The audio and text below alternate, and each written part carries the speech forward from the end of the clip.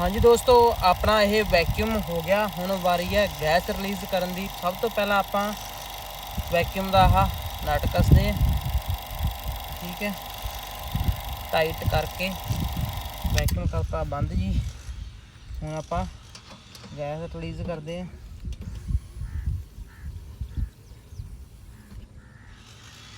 इन्नी गैस छड्डण तो बाद चैक करदे हैं लीकेज। सो कितने जूम करी हुई। सो अपना बिल्कुल सही नट है, परफेक्ट है। सो हुण आपां गेज दिन्ने ला।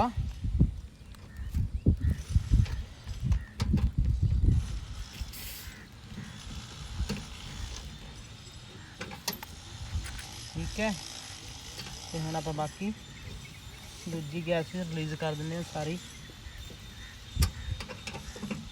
पहला छोटी हल्की खोलनी, फिर वड्डी। तो बिल्कुल ओके आ अपने लेयर कसे हुए, किसी तरह की लीकेज भी नहीं हैगी। चल के थले हुण चलाउने आपां AC। चलो।